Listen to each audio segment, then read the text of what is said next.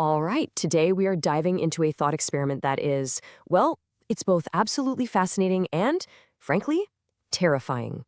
So let's just get right into it. So, this whole thing kicks off with a question from a viewer named Max.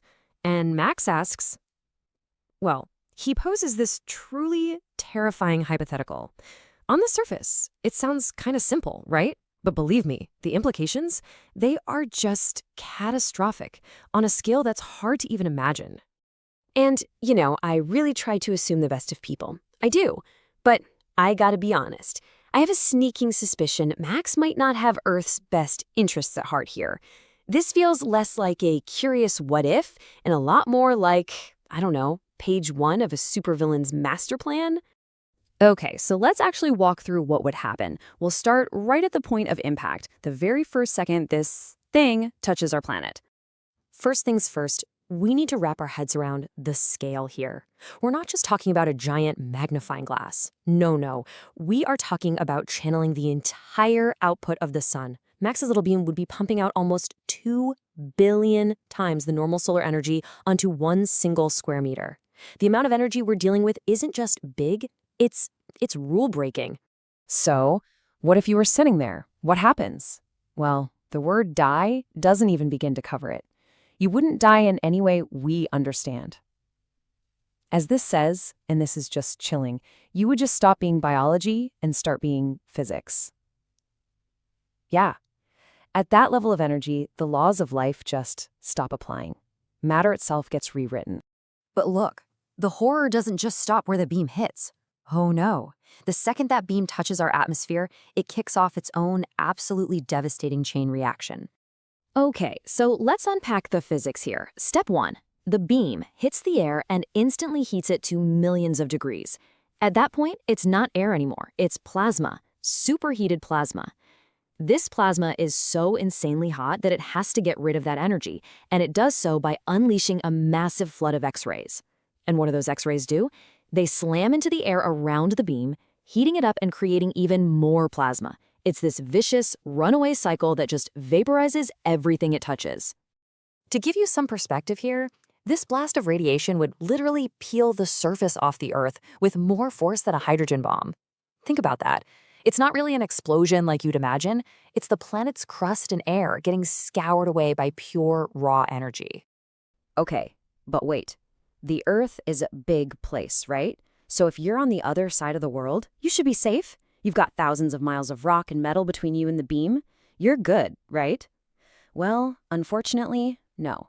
The destruction is a lot more creative than that. This is the part where the nightmare goes global. This is where the destruction actually wraps itself around the entire planet in something we can only call a twilight inferno. So, to get how this works, think about regular twilight for a second. You know, that beautiful, soft light after the sun has set?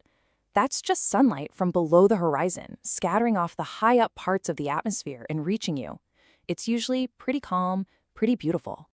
Yeah, this really shows the absolutely terrifying difference.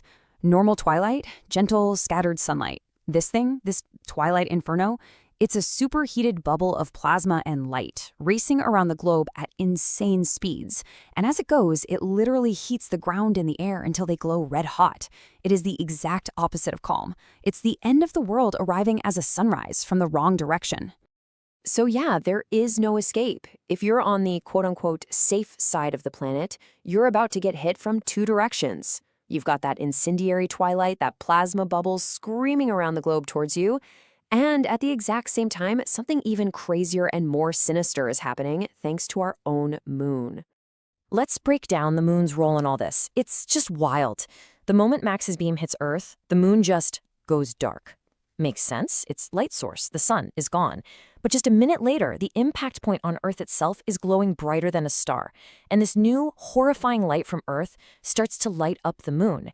And here is the truly sick twist. Just 3 minutes in, the light reflecting off the moonlight, is now powerful enough to literally burn the rest of the planet's surface. Just think about that. You'd be getting cooked alive by deadly moonlight. And right then, just as that's happening, the twilight inferno finally finishes its lap around the globe. You'd get one last all-consuming sunrise, coming at you from every direction at once. So that's it, right? Total, complete annihilation. Well, maybe not. There's this one tiny little glimmer of hope. Not for any of us, mind you, but for the rock we live on, for the planet itself. And it all hinges on one really critical question about Max's whole evil scheme. Can his death ray track a moving target? Because let's not forget, the Earth is whipping through space in its orbit. It doesn't just sit still. So if the beam is just aimed at one fixed point in space, then our own orbit would actually carry us out of the line of fire. It would take about 7 minutes. Now, that would be 7 minutes of absolute, unimaginable hell, but it would be a finite amount of hell. And what would be left after those 7 minutes? Okay, bad news first. Everyone and everything on the surface is cooked. Total loss. A huge chunk of our atmosphere, gone. Just blasted off into space. The planet's surface would be stripped bare. But, and it's a big but, the actual bulk of the Earth, the planet as a celestial body, would probably survive. It would just be this sterilized, scorched, silent rock left floating in space, and I'm quoting here, a testament to humanity's horrible ideas. And that's a pretty chilling thought to end on, isn't it? That we can even come up with ideas this destructive? So thanks for the question, Max.